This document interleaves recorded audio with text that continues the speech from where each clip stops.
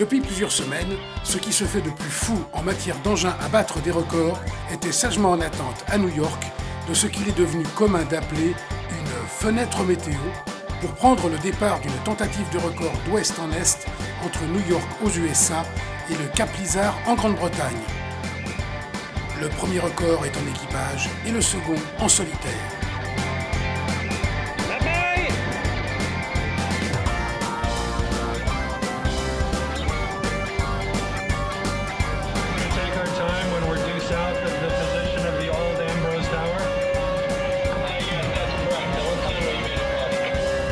22h, 12 minutes et 16 secondes, heure française. Le maxi trimaran Groupama, skippé par Frank Camas, passe la ligne du départ d'Ambrose Light au large de New York pour tenter d'améliorer son propre record. Moins de 2 heures après, à 0h47 minutes et 42 secondes, heure française, le super maxi trimaran Banque Populaire se lance à la poursuite de Groupama et de son record. Mais pourquoi tant d'attente pour une navigation de moins de 4 jours? Essayons de comprendre les secrets d'une bonne fenêtre météo et la trajectoire idéale que doivent faire les skippers. La fenêtre météo idéale pour un record de l'Atlantique, c'est une dépression qui amène du vent de sud ou de sud-ouest au départ à New York et qui permet de traverser l'Atlantique sur un seul bord, donc tribord à mur, en restant dans ce flux de sud-sud-ouest. Alors pourquoi un flux de sud-sud-ouest ? Puisqu'en avant de la dépression, la mer est assez lisse. Il y a juste un train de houle de sud ou de sud-ouest qui s'est formé, pas très fort, puisque le vent n'a pas eu le temps encore de former une houle conséquente. Et donc les bateaux peuvent naviguer très vite, peu de choc dans la mer. Et à 35 nœuds, c'est important d'avoir une mer lisse, puisqu'on imagine que l'impact des vagues sur les bras, sur les carénages de bras, à 35 voire 40 nœuds, ce matin Groupama faisait des pointes à 39 nœuds, est important. Donc une mer lisse, un vent régulier, et puis ces conditions qui accompagnent le bateau à travers l'Atlantique, c'est la fenêtre parfaite. Alors là, on a une fenêtre théoriquement parfaite pour l'instant, puisque le système se déplace à la vitesse des bateaux, un peu plus de 30 nœuds, et donc les accompagne tout au long de la traversée de l'Atlantique. Pour réussir à accrocher le record, non seulement les deux bateaux doivent traverser en moins de 4 jours, 3 heures, 57 minutes et 42 secondes, mais en plus, arriver avec un temps inférieur aux petits camarades de jeu. L'objectif pour les deux nouveaux prétendants, faire le parcours à une moyenne supérieure à 30 nœuds pour 3000 milles à parcourir. La fenêtre météo est assez exceptionnelle puisque les bateaux ont quitté New York avec du vent de sud-ouest et pourraient rester durant toute la traversée tribord à mur et naviguer devant la dépression qui va se renforcer sur Terre-Neuve et qui devrait les accompagner jusqu'à la fin. Donc on voit la zone un petit peu verte sur l'image, de vent fort. Donc c'est cette zone de vent dans laquelle les concurrents vont essayer de rester. Et on voit que la zone se déplace donc à environ une trentaine de nœuds, donc avec les bateaux. Donc là, Terre-Neuve, le passage de Terre-Neuve avec ses bancs et ses brouillards, des conditions difficiles de navigation puisqu'il y a 25 bons nœuds de vent prévus.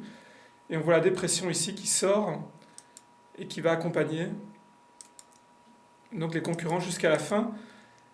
Et ce qui est assez exceptionnel, c'est de pouvoir naviguer durant toute la traversée sur le même bord. Donc peut-être des petits empannages, mais en tout cas la grande partie de la traversée devrait se faire tribord à mur, ce qui permet de parcourir peu de distance, donc une route quasiment directe jusqu'à l'arrivée, et avec un temps estimé aujourd'hui entre 3 jours, 18 heures et 4 jours environ pour le premier des deux qui franchirait la ligne.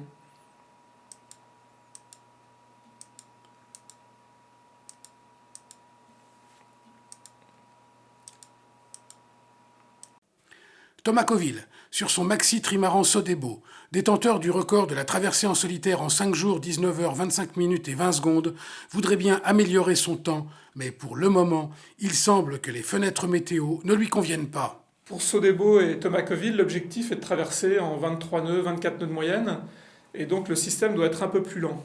Donc on va voir ici que au départ, donc on a Thomas Coville en vert et les gros bateaux en bleu.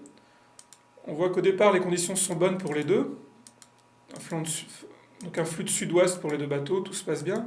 Mais rapidement, les gros bateaux restent dans le flux principal, alors que Thomas Coville serait distancé en fait par cette dépression qui se déplace trop vite. Il serait obligé de faire plus de route et se retrouverait rapidement en fait en arrière du flux de sud-ouest, dans des vents beaucoup plus faibles, vent arrière.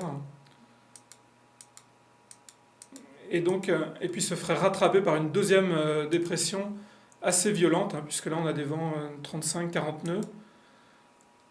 En arrière de la dépression principale, il y a une forte houle de sud et une houle de nord-ouest qui vient se croiser avec cette houle de sud, et donc des conditions de mer beaucoup plus difficiles pour Sodebo s'il était parti sur cette fenêtre.